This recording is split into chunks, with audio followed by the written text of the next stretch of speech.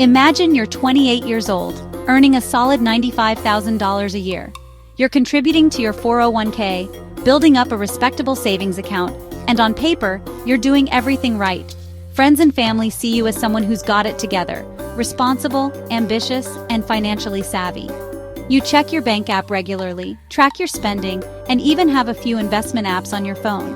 On the surface, you look like the picture of financial responsibility. You're the one people come to for advice about budgeting or saving for a big purchase.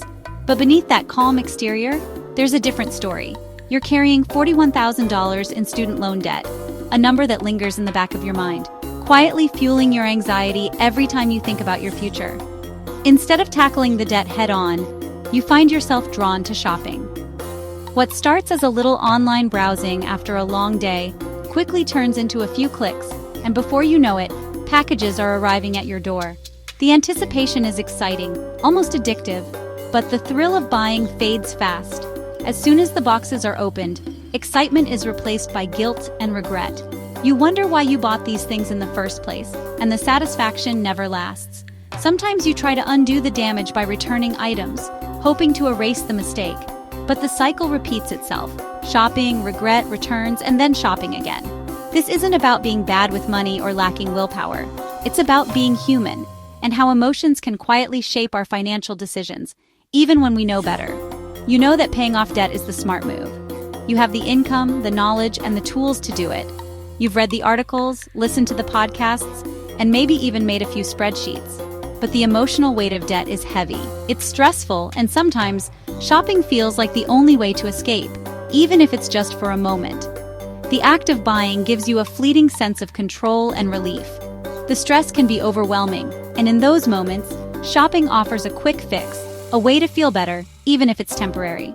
But that relief is always short-lived, and the cycle starts again.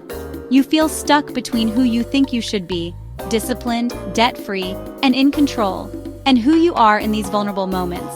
It's a tug-of-war between your goals and your emotions.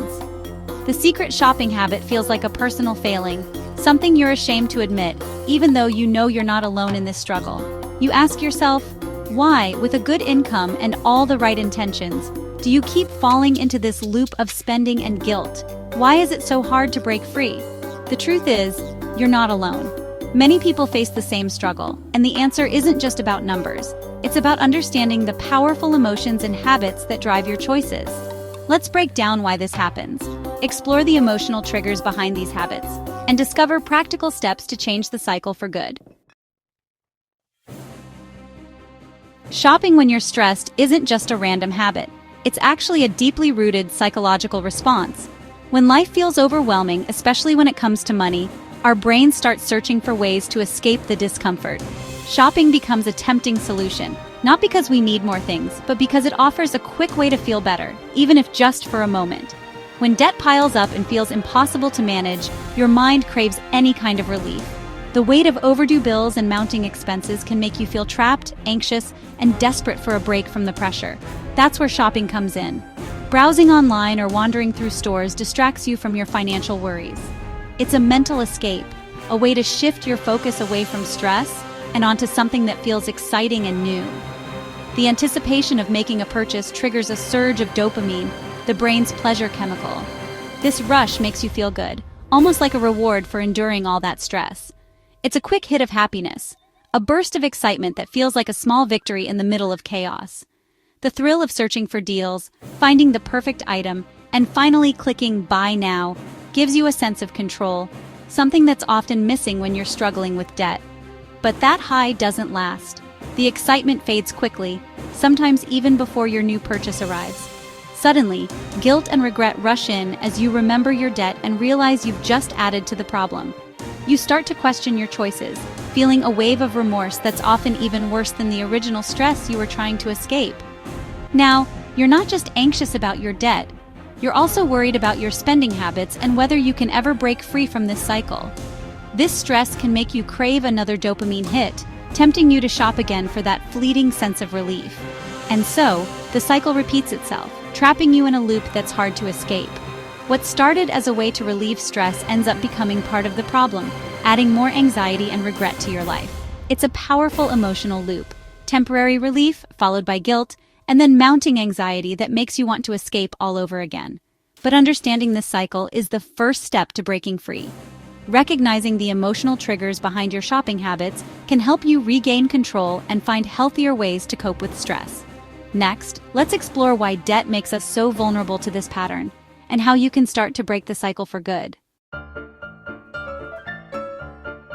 Living with $41,000 in student loans isn't just a financial burden. It's a weight that follows you everywhere, a constant source of stress that seeps into every part of your life. It's not just about the numbers on a statement. It's about the anxiety that creeps in when you think about your future, the plans you put on hold, and the dreams that feel just out of reach. Every paycheck feels partly claimed by your past, making you feel powerless. No matter how hard you work, it seems like you're always playing catch-up, never quite able to get ahead. The sense of control over your own life starts to slip away, replaced by frustration and helplessness. To regain control, you turn to shopping, where you make the decisions and feel in charge, if only for a moment. In the store, you get to choose. You decide what to buy, what to try on, and for a brief time, you're the one calling the shots. Buying something gives instant gratification, a rush of excitement that's missing from the slow, invisible progress of paying off debt. It's a quick win, a way to feel good right now, even if it's fleeting. This creates a false sense of accomplishment that masks your anxiety. The thrill of a new purchase can temporarily drown out the stress, but it doesn't solve the underlying problem. But emotional spending is counterproductive. It drains money you could use for debt, deepening your stress. The relief is short-lived, and soon you're left with even less to put toward your goals. Each purchase pushes your goals further away, reinforcing the feeling of being trapped. The more you spend, the more distant financial freedom seems, and the cycle tightens its grip. The cycle repeats: stress, spending, regret, and more stress. It becomes a loop that's hard to break, with each round leaving you feeling more stuck than before.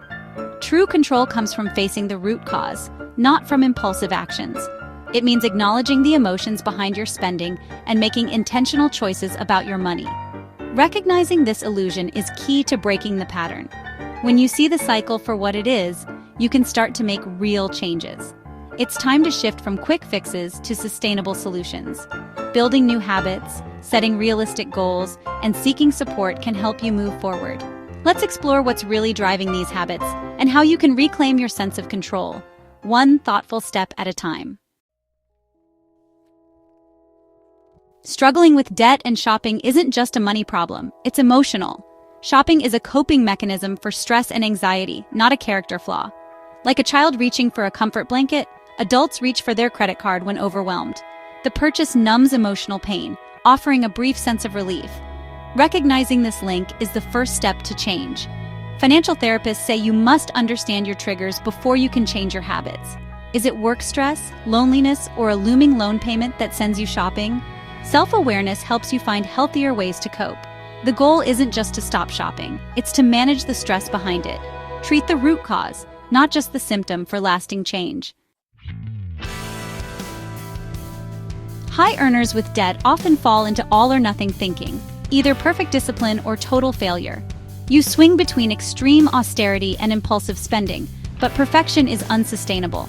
Life needs balance, not punishment. A budget with no room for joy leads to resentment and eventual splurges. Experts recommend embracing good enough, a plan you can stick to, not just survive. Allow yourself progress, not perfection. Build a system that pays down debt and lets you enjoy life. Balance is the key to long-term success. Let's see how to put this into practice. Enter the Freedom Fund, a set amount each month for guilt-free spending. Call it fun money or a joy budget, but its purpose is to give you permission to enjoy your earnings. This fund fights the feeling of deprivation that fuels emotional spending. For someone earning $95,000, it might be $200 or $400, whatever fits your plan. Keep it in a separate account to create a clear boundary. When the fund is empty, spending stops until next month. This structure replaces chaos with control. You honor both your debt goals and your need for joy. Shopping becomes planned and guilt-free, not impulsive and shameful. It's a simple shift that can break the cycle for good. Reduce stress by automating your finances. Set up automatic transfers for savings, debt payments, and your Freedom Fund right on payday. Automation ensures your priorities are met without daily willpower. Your fun money becomes a non-negotiable part of your budget. This system prevents deprivation and future spending binges. With automation, your mental energy is freed up. You're no longer making constant money decisions. The money left in your main account is truly yours for living expenses. Simplicity and clarity bring peace and control to your financial life. Let's look at smarter ways to manage your debt. A $41,000 student loan can feel overwhelming, but aggressive repayment isn't the only answer. Explore all repayment options, especially income-driven repayment, IDR plans like Save. IDR caps payments at a percentage of your income, easing monthly pressure. Lower payments free up cash for savings, investing, or your freedom fund. It's about long-term stability, not just speed. You can always pay extra when you're able, but the lower required payment is a safety net. This hybrid approach balances flexibility and progress. Tame your student loan so it's manageable, not all-consuming. The right plan reduces stress and helps you stick to your goals. Now, let's bring it all together. True financial freedom isn't just about zero debt, it's about balance. Your spending habits are a response to stress, not a personal failing. If shopping urges persist, consider seeking support from a financial therapist. Invest in your mental health as much as your financial health. Remember the steps: create a freedom fund, automate your finances, and explore repayment plans. These are acts of self-care, not just money moves. Real balance is possible with commitment to both your plan and your well-being. Address the root causes, and you can break the cycle of spending and guilt. Build a future where you're proud of your progress and free to enjoy life. Progress, not perfection, is the path to peace with your money.